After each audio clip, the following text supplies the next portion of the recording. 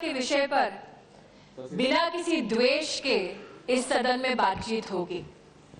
मैं सभी माननीय सदस्यों का धन्यवाद करती हूं जो बिना द्वेष की भावना से राष्ट्र हित में शिक्षा के विषय पर बोले हैं। जो मुझसे पहले शिक्षा विभाग का दायित्व रखते थे, आज उनकी हिंदी में एक टिप्पणी मैंने सुनी। उन्होंने आदरणीय वेंकैया नायडू जी का उल्लेख किया और कहा कि जितना आटा होगा रोटी उतनी ही बनाई जाएगी। शास्त्रों में लिखा है और सुना है मैंने महाकाल की धरती पर कि अन्नपूर्णे सदापूर्णे शंकर प्राण वल्लभे ज्ञान वैराग्य सिद्ध्यर्थम भिक्षाम देहि च पार्वती।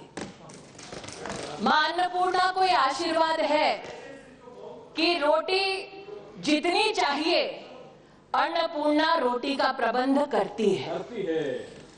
लेकिन आज एक माननीय सदस्य ने जो केरल से संबंध रखते हैं, उन्होंने इस चिंता को व्यक्त किया कि खर्चा नहीं हो रहा है, यूटिलाइजेशन नहीं हो रही है। उनको बड़े सम्मान सहित कहना चाहूंगी कि आप ही की पंक्ति में जो महाशय बैठे हैं, 2013-14 में अगर आप शिक्षा विभाग के यूटिलाइजेशन को देखें तो वो रिवाइज एस्टिमेट्स का 92.9% रहा और 2014-15 का रिवाइज एस्टिमेट का एक्सपेंडिचर जो रहा वो हमारी सरकार के अंतर्गत 97.69 रहा। तो प्रश्न अब उनकी तरफ उठता है कि जब आटा था तो रोटी पर्याप्त क्यों नहीं बनाई। बिल्कुल इन्होंने एक आक्षेप किया कि ऑटोनॉमी पर प्रहार हो रहा है। एमएचआरडी ने एक निर्देश दिया है कि सभी सेंट्रल यूनिवर्सिटीज या संस्थान पहले एमएचआरडी के माध्यम से पूछे कि किस प्रकार का एमओयू इंटरनेशनल स्तर पर साइन होने वाला है। देश का संविधान ये कहता है कि देश की संसद में जो निर्णय लिया जाएगा उस निर्णय के तहत देश की सरकार को काम करना है और देश की सरकार द्वारा संचालित सभी शिक्षा संस्थान भी इसी संसद का सम्मान करेंगे। आज ये प्रश्न उठता है कि जब केंद्र में यूपीए की कांग्रेस की सरकार थी तब इसी संसद द्वारा बनाया गया आईआईटी एक्ट का उल्लंघन क्यों हुआ? क्यों एक ऐसा अंतर्राष्ट्रीय करार किया गया जिसमें भारत के टैक्स पेयर से की जेब से निकाले हुए पैसे से अंतर्राष्ट्रीय स्तर पर आईआईटी एक्ट का उल्लंघन करते हुए एक कैंपस के निर्माण की बात की गई? क्यों चुपचाप उस वक्त ये मंत्री मुख्य दर्शक बनकर तमाशा देख रहे थे? क्या संसद की गरिमा का, संविधान का, कानून का भय अथवा चिंता नहीं थी तब? एक आरोप मुझ पर लगाया जाता है कि 4 साल के दिल्ली यूनिवर्सिटी के प्रोग्राम को रोल बैक किया गया।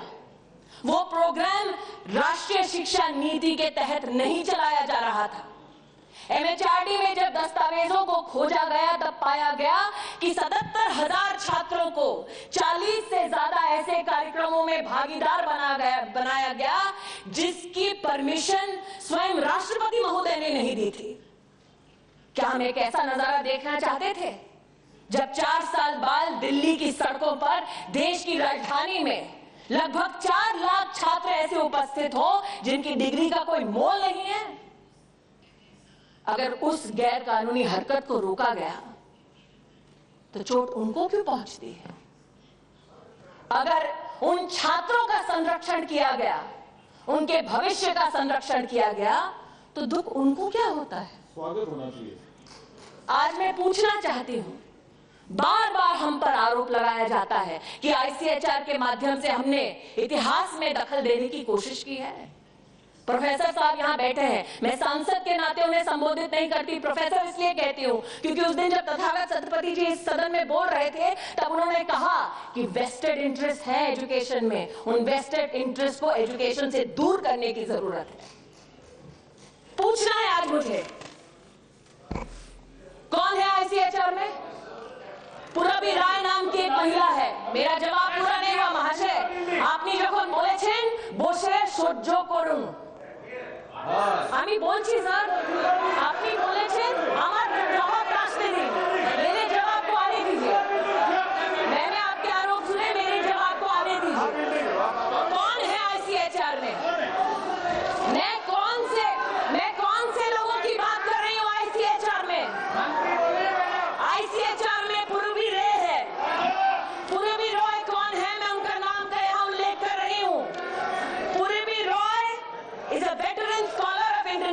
relations, a renowned historian of Netaji Subhash Chandra Bose and the Indian freedom struggle, of Indian-Russian relations, has done outstanding work. And on documents related to the Russian archive, she has done work. And sir, let me tell the House to you, sir, very respectfully, Purvi Ray was also associated to the CPI. Her husband Kalyan Roy was a dynamic CPI member of the Rajya Sabha. क्या हम पक्षपात कर रहे हैं? अगर पक्षपात करते तो क्या इस प्रकार के हिस्टोरियन ICHR में रहते? आज मैं इसलिए, मुझे सुष्मिता देव जी कह रही है डोंट गेट एंग्री, आप ही ने महोदया कहा था कि मेरे खिलाफ चार्जशीट बनाई जा रही, मैं उस चार्जशीट का जवाब दे रही हूं आज, और आग्रह करती हूं कि सब जवाब सुने। महोदय, मैं आपसे, आपके माध्यम से TMC केस मेंबर से पूछना चाहती हूं, क्या आपकी सरकार में CPIM से कोई भी ताल्लुकात रखते हुए किसी भी व्यक्ति को निष्पक्ष तरीके से आप नौकरी दे सकते हैं? ICHR के हमने बॉडी में पूर्वी रॉय को लिया, क्या ये पक्षपात है? ये वो इतिहासकार हैं जिन्होंने देश नहीं छोड़ा बल्कि देश में रहकर देश की सेवा की है, क्या उनका सम्मान करना अपराध है? सचिनानंद सहाय जी हैं ICHR में, उन्हें प्रोफेसर ऑफ एपिग्राफी बनाया किसने? यूपीए की सरकार ने। क्या उनका सम्मान करना हमारा अपराध है? आज यहाँ पर सुष्मिता देव जी बैठी हैं, उन्होंने उस दिन कहा कि मैं अपने पर हुए आचार्य का आरोप का जवाब दूं। मैं उनसे कहना चाहती हूँ, विश्व भारती की बहुत लोगों ने चिंता व्यक्त की, विश्व भारती की जो इंक्वायरी कमेटी है, उस इंक्वायरी कमेटी के मेंबर कौन है? बीबी दत्तो के उन्हीं, बीबी दत्तो जी जनरल सेक्रेटरी थे north east Congress coordination committee के, उनको कांग्रेस पार्टी के रेजिम में राज्यसभा का मेंबर बनाया गया। वो आपके पिता संतोष मोहन देव जी के साथ भी काम कर चुके थे। उनका सम्मान करना क्या हमारा अपराध है? ये सब वो लोग हैं जो इस वक्त भारत सरकार के साथ शिक्षा के क्षेत्र में काम कर रहे हैं, मात्र इसलिए क्योंकि वो भारत का नवनिर्माण करना चाहते हैं। JK रे, जयंत कुमार रे, जिन्हें आपने चेयरमैन बनाया था Maulana Azad institute of Asian studies का, यूपीए के रूल में, उनको आज हमने नेशनल प्रोफेसर बनाया। क्या पूछा हमने उनसे कि आपके कांग्रेस के साथ क्या ताल्लुकात थे? हमने मात्र ये देखा कि शिक्षा के क्षेत्र में वो कैसे आगे काम कर सकते हैं। ध्रुव नारायण जी बैठे हैं पीछे, डिमांड फॉर ग्रांट्स पर सबसे पहला भाषण उनका था। पहले सत्र में जब मेरा उनसे परिचय हुआ, उन्होंने कहा 10 साल से मेरे क्षेत्र में केंद्रीय विद्यालय नहीं चल पा रहा है, आप खोलिए इसे। हमने खोला क्या? पक्षपात किया? नहीं किया। सुष्मिता देव जी स्वयं इस बात की गवाह हैं कि उनके अपने क्षेत्र में हमने केंद्रीय विद्यालय में जितना सहयोग था संभव उतना किया। ये सहयोग करना क्या पक्षपात है? ये हमारा अपराध है। आज इस सदन में मैं कहना चाहती हूँ, डिमांड पर आ रही हूँ, आज इस सदन में कहना चाहती हूँ कि एक वैकेंसी को लेकर चिंता व्यक्त की गई। वैकेंसीज पर महामहिम राष्ट्रपति जी को 8 मई को एक पत्र लिखा गया था और कहा गया था कि मॉडल कोड ऑफ कॉन्डक्ट के लगते ही 15 वैकेंसीज भरने का कुछ लोग प्रयास कर रहे थे जो कानून के विरोध में है, इसकी जांच हो। हमने जांच की। यूपीए के कार्यकाल के दौरान 4 लोग जो प्रस्तावित थे, उन्हें central university Gujarat, Uttarakhand, central university Kerala और पंजाब में सम्मान सहित कार्य करने का मौका दिया। ये हमने चयनित नहीं किया, यूपीए की सरकार द्वारा चयनित हुआ और हमने उसका सम्मान किया। लेकिन जिन चयन समितियों में हमने कहीं ना कहीं कोई चैलेंज देखा, उसको हमने रोकने का प्रयास किया। क्यों? क्योंकि आज जैसे लक्ष्मी नारायण यादव जी कह रहे हैं, उनमें से एक नाम ऐसे व्यक्ति का था जो आज सीबीआई की गिरफ्त में है। क्या उस व्यक्ति को रोकना हमारा अपराध था? रिवाइज एस्टिमेट्स की बात हो रही है इसी सदन में और दूसरे सदन में भी। हमने बार बार कहा है कि प्रायोरिटी है। हमसे पूछा गया कि जो बीजेपी के मैनिफेस्टो में है मिड डे मील को और सशक्त करना, क्या उसका प्रयास किया? जी किया। फरवरी के महीने में नई गाइडलाइंस बनाई सेफ्टी और हाइजीन ऑफ फूड के लिए। साथ ही एक centralise voice monitoring recognition system हम लोग कर रहे हैं ताकि प्रदेश और केंद्र की सरकार को एक साथ पता चले मिड डे मील में कहीं कोई चुनौती तो नहीं है। हमसे ये कहा गया कि हम शिक्षा के निजीकरण में कोई काम नहीं कर रहे हैं। मैं इससे सहमत नहीं हूं। स्वयं नाम का एक कार्यक्रम हम शुरू कर रहे हैं जिसके अंतर्गत देश की सभी central universities, IITs, IIMs, NITs, IISERs, ये सब मिलकर देश के इतिहास में पहली बार हमारे देश के नागरिकों को मुफ्त शिक्षा देंगे ताकि डिग्री हो, डिप्लोमा हो या फिर वो सर्टिफिकेट का कोर्स हो, कम से कम टेक्नोलॉजी के माध्यम से उन्हें वो शिक्षा प्राप्त हो। देश में लगभग 500 ऐसे केंद्र करेंगे जिसमें नागरिक जाकर अपने एग्जाम को दे और बहुत ही न्यूनतम शुल्क पर सर्टिफिकेट ले। क्या उच्च शिक्षा में इतनी बड़ी क्रांति लाना अपराध है हमारा? तथागत सतपति जी का मैं स्वागत करती हूं, जिन्होंने राजनीति से उठकर प्रदेश की कुछ चुनौतियों पर ध्यान आकर्षित करने का काम किया। आपने कहा मात्र संस्कृत का सम्मान काफी नहीं है, सभी प्रादेशिक और ट्राइबल लैंग्वेजेस का भी सम्मान होना चाहिए। मैं आपसे बहुत ही सम्मानजनक तरीके से कहना चाहूंगी, आपने जो भाषण दिया उसकी मैं सराहना करना चाहती हूँ। आप एक वरिष्ठ राजनीतिक कार्यकर्ता है, मेरी पार्टी से आपका कोई इत्तेफाक नहीं। आपने, सुप्रिया सुले ने उस दिन जो बातें कही उसका राजनीति से कोई सरोकार नहीं था, वो चिंता थी जो आपने व्यक्त की। सुप्रिया सुले जी ने कहा कि लगभग 2 करोड़ बच्चे are out of school. 2 crore नहीं है, 3 करोड़ नहीं है, 60 lakh children out of school. Shashi Tharoor ji ने कहा कि पहले कम थे अब ज्यादा हो गए, इनके आंकड़े गलत हैं। पहले 1 करोड़ 36 लाख थे, अब 60 लाख है। Your math is wrong sir. ज्ञान नाम का एक कार्यक्रम शुरू कर रहे हैं। ज्ञान के अंतर्गत अंतरराष्ट्रीय स्तर के जितने भी हमारे एकेडमिशियंस हैं, प्रोफेसर्स हैं, इंडस्ट्री एक्सपर्ट्स हैं, उनको भारत सरकार खुद भारत सरकार के ट्रेजरी से पैसा देकर आमंत्रित कर रहे हैं ताकि वो हमारी सेंट्रल यूनिवर्सिटीज, एनआईटीज, आईआईटीज में, आईसर्स में जाकर हमारे छात्रों को पढ़ा सके। इस प्रकार की क्रांति लाना क्या अपराध है?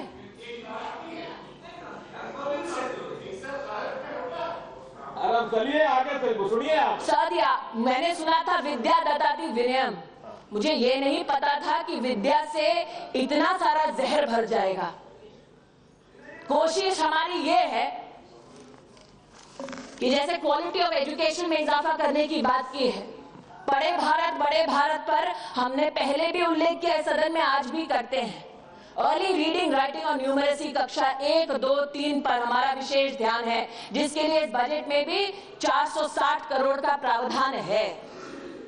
मैं आपसे आग्रह पूर्वक कहना चाहती हूं कि उच्च शिक्षा के साधनों में तो वृद्धि हुई है, स्कूली शिक्षा में भी संरक्षण होगा फ्लैगशिप स्कीम्स का, ऐसे हमारे सरकार का वक्तव्य है और वो वक्तव्य में दोबारा दोहरा रहे हैं। बेटियों की शिक्षा के बारे में चिंता व्यक्त की गई है।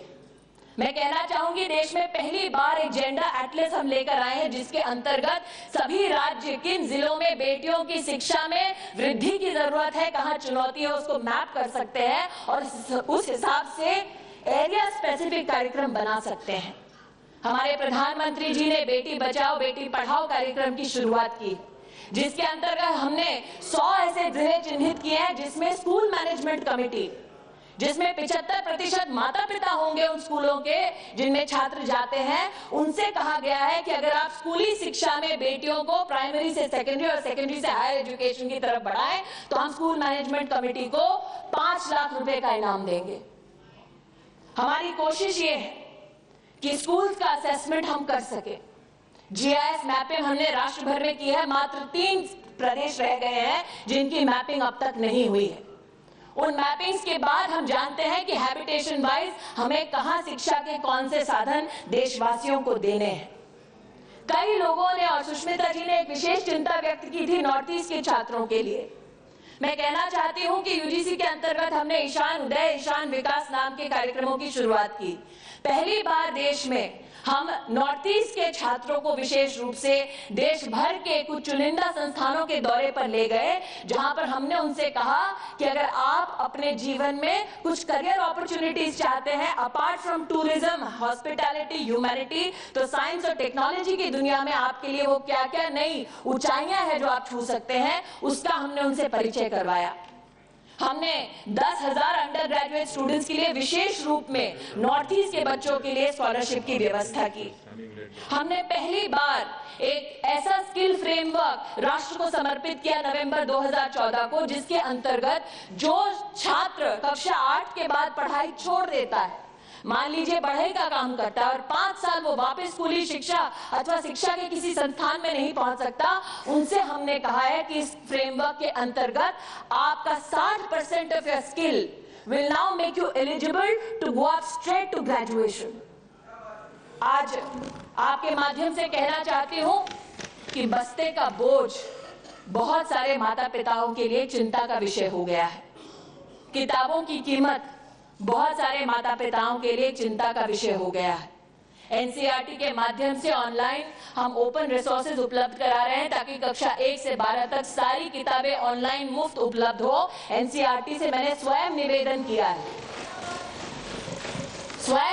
किया है कि इसे एक ऐसे मोबाइल ऐप की तरह तैयार किया जाए ताकि माता पिता को मोबाइल पर ही चुनिंदा किताबें मुफ्त में उपलब्ध की जाएं।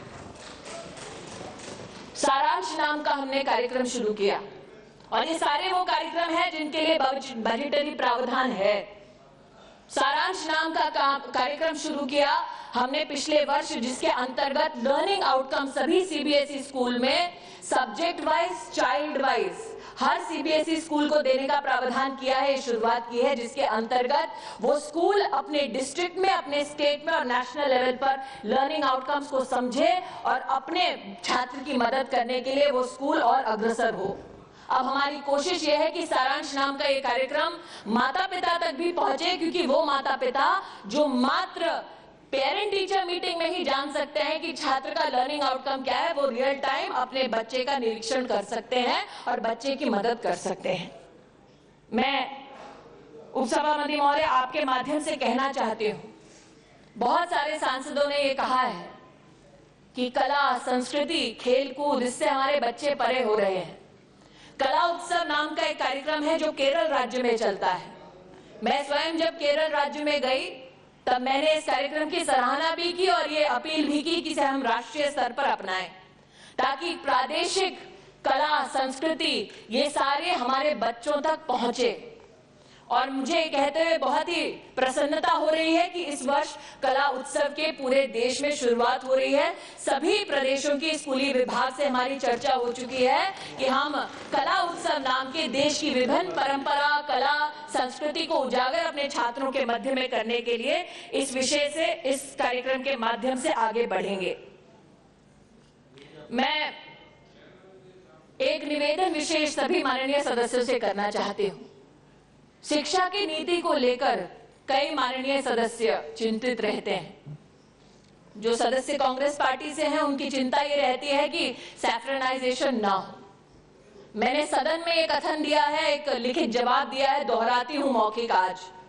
संविधान की मर्यादा में ही शिक्षा दी जाएगी हमारे छात्रों को, ये हमारा वचन है। हमारे प्रधानमंत्री ने कहा है कि उनका धर्म ग्रंथ बतौर प्रधानमंत्री देश का संविधान है, उनका धर्म भारतीयता है। और प्रधानमंत्री के इस कथन को मैं दोबारा इस सदन में दोहराती हूं। मेरा सभी सम्मानित सांसदों से एक अनुरोध है, शिक्षा की नई नीति कैसी हो, इस पर हमने 33 थीम्स विकसित किए हैं।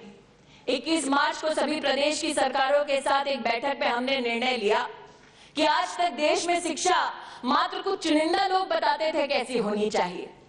हमने कहा देश में 2,75,000 विलेज एजुकेशन काउंसिल है। प्रदेश सरकारों से आग्रह किया, उन्होंने हमारे आग्रह को स्वीकारा कि हम जाएं उस गांव के विलेज एजुकेशन काउंसिल में और पूछें कैसी शिक्षा चाहिए आपको।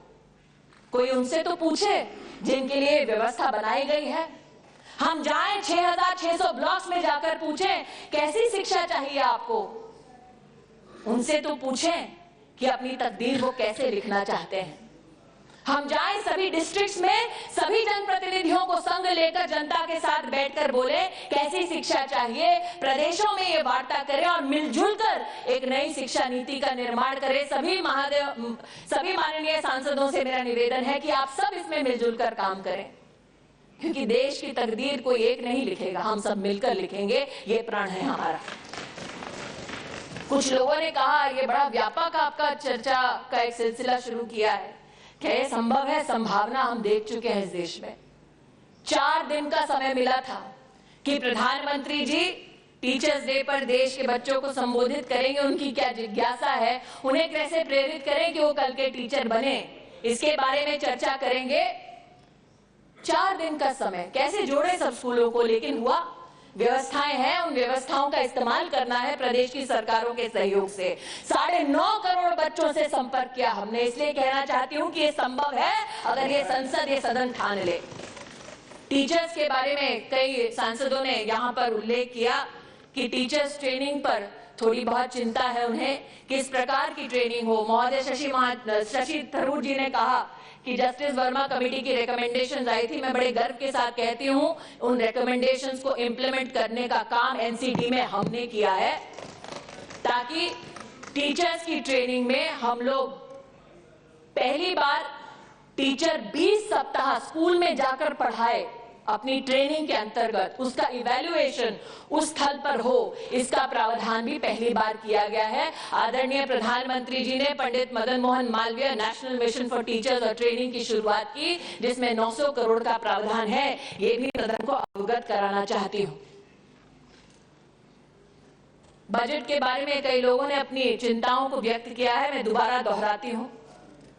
सुप्रिया सुले जी ने कहा कि जो महिला होती है वो कोशिश करती है कि कम में ही गुजारा कर ले।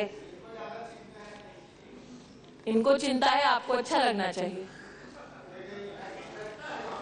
आपको अच्छा लगना चाहिए।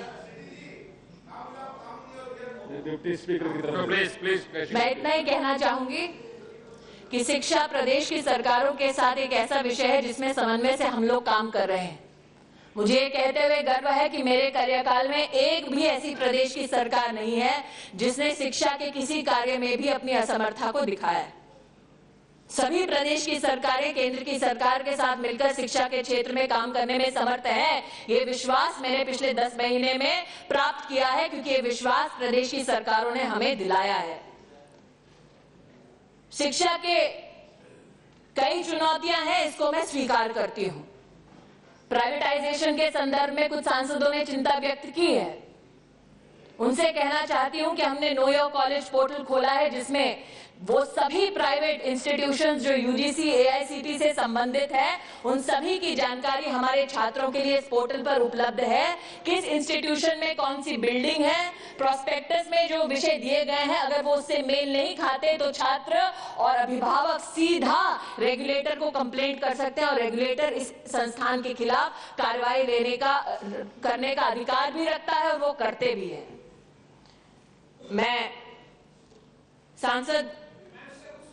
सभी सांसदों को आपके माध्यम से एक विशेष निवेदन करना चाहती हूं।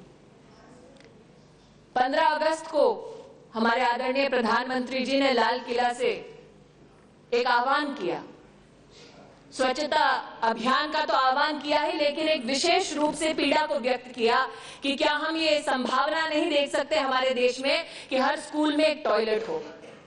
17 अगस्त को एमएचआरडी के अंतर्गत वेबसाइट पे हमने देश में सभी जिलों में कहां टॉयलेट नहीं है सरकारी स्कूल में, कहां डिसफंक्शनल है, इसकी जानकारी दे दी थी। मुझे कहते हुए बहुत खुशी है कि सभी प्रदेश की सरकारों ने मिलकर प्रोजेक्ट अप्रूवल बोर्ड के अंतर्गत टॉयलेट्स के निर्माण के लिए जो पैसा एलोकेट होना था वो पैसा एलोकेशन हो चुका है। सभी सांसदों को मैंने स्वयं पत्र लिखा है कि आपके अपने जिले में कितने टॉयलेट्स हैं, इसकी सूचना पहुंचाने का हमने प्रयास किया है। आप क्वार्टरली मीटिंग्स लेने का अधिकार रखते हैं, लेकिन विशेष रूप से आप अगर अपने डीएम से, कलेक्टर से पूछें कि आर्थिक प्रावधान होने के बाद मेरे जिले में, मेरी कॉन्स्टिट्यूएंसी में कितने टॉयलेट बने हैं, तो बहुत कृपा होगी, क्योंकि इससे इस काम को और शक्ति और स्फूर्ति प्रदान होगी। मैं अपनी वाणी को विराम देने से पहले, क्योंकि समय की सीमा है, इतना कहना चाहती हूँ। मिल गया, मिल गया, मिल गया, मिल गया। मैं इतना कहना चाहूंगी समय की सीमा को देखते हुए कि जैसा ही अप्रैल का महीना आता है तो कई सांसद विचलित हो जाते हैं। केंद्रीय विद्यालय की बहुत सारी कंप्लेंट्स आने लगती है। वेणुगोपाल जी हंस रहे हैं क्योंकि उनके साथ कर चुकी हूँ। कई सांसद विचलित होते हैं कि पब्लिक से प्रेशर बहुत होता है, हम जनप्रतिनिधि हैं, कूपन को बढ़ाओ।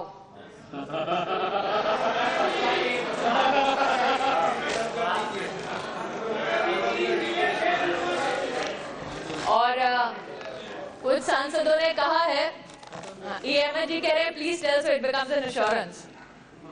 तो कुछ सांसदों ने ये कहा है, और अहमद जी जैसे प्रतिभाशाली और प्रभावी और एक बहुत ही एक्सपीरियंस मंत्री स्वयं रहे, इसलिए बोल रहे हैं कि 6 से 10 कूपन बढ़ाने का प्रयास मैं करूंगी केंद्रीय विद्यालय में, आज ही मैं कह रही हूँ। इसी के साथ वो सभी सांसद जिन्होंने आज शिक्षा के क्षेत्र में अपना समर्थन दिया है, उन सांसदों को मैं धन्यवाद देना चाहूंगी और तथागत सतपति जी को विशेष रूप से कहना चाहूंगी कि हमने एक एक्सपर्ट कमेटी नियुक्त की है, विशेष रूप से शिक्षा में लैंग्वेज का क्या प्रभाव हो सकता है। आप सबको मैं अवगत कराना चाहूंगी कि सेंट्रल इंडियन लैंग्वेज की जो इंस्टीट्यूट है CIL मैसूर में, उन्होंने 22 शेड्यूल लैंग्वेजेस में 1080 बुक्स प्रकाशित की हैं, जो प्रादेशिक और ट्राइबल लैंग्वेजेस के साथ साथ अंग्रेजी में भी हैं। अगर कोई भी सांसद इन किताबों का अपने संसदीय क्षेत्र के लिए लाभ उठाना चाहे तो हमसे संपर्क करें, हम ये किताबें आप तक पहुंचाने का प्रयास करेंगे। बहुत बहुत धन्यवाद। खबरों की दुनिया में आइए, हमारे साथ कहीं भी और कभी भी जुड़िए। हम मिलेंगे फेसबुक पर, हम दिखेंगे यूट्यूब पर, हमें फॉलो कीजिए ट्विटर पर। खबरों के साथ बने रहिए रात दिन।